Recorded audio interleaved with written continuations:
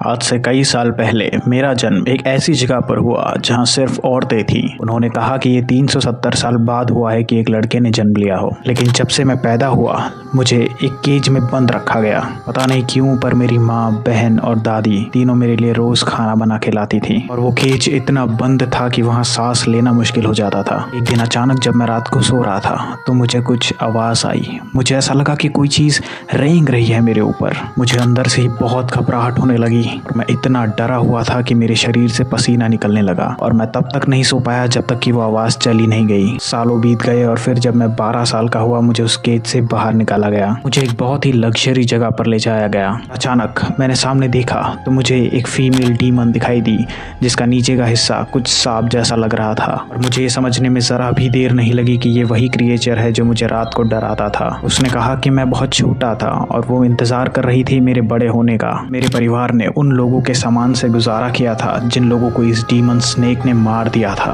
फिर मुझे पता चला कि ये सारे लोग अपने बच्चों को सैक्रिफाइस कर देते हैं इस स्नेक डीमन के आगे ताकि वो डीमन इन्हें ना खा जाए। मगर क्योंकि मैं एक ऐसा लौता लड़का हुआ जिसकी बहुत ही अनोखी आंखें थी, इसलिए उसने मुझे 12 साल तक उस केज में सिर्फ जीने के लिए छोड़ दिया। वो मुझे तब मारेगी जब मैं थोड़ा और बड़ा हो जाऊंगा। लेकिन फिर अचानक उस डीमन ने कुछ ऐसा कहा जिससे मेरे रोंगटे खड़े हो गए। उसने कहा कि मेरा माउथ उसके माउथ जैसा दिखना चाहिए और फिर उन्होंने मेरा माउथ ही काट दिया और मेरा खून उन्होंने एक साके कप में डाल दिया और फिर वो डीमन उस खून को पी गई। जब मैं उस केज में वापस लौटा मेरे दिमाग में सिर्फ एक ही चीज चल रही थी कि किस तरह इस केज से मैं जल्द से जल्द बाहर निकलूं। मैंने जो हेयर पिन चुराई थी उससे मैं हर एक दिन उस लकड़ी को खुदेड़ता रहा। हर दिन मेरा इस डर में निकला कि कहीं मैं पकड़ा ना जाऊं। इकलौता इंसान जिस पे मैं भरोसा कर सकता था वो था कबूरा मारू, एक सांप जो गलती से मेरे केज में घुस गया था। और फाइनली वो दिन आ ही गया जब मैं भाग निकला, लेकिन वो डीमन भी कम नहीं थी। वो मेरे पीछे आती गई और उसने मुझे पकड़ ही लिया। लेकिन फिर अचानक पता नहीं कहीं से तो फ्लेम हाशिरा आ गए और मुझे बचा लिया। जिन्होंने मुझे बचाया वो था क्यूजीरो के फादर शिनजीरो रेनगोकू। अभी तक तो तुम सबने मुझे पहचान ही लिया होगा। मैं हूँ द सर्पेंट हाशिरा उबनाए इग्यूरो।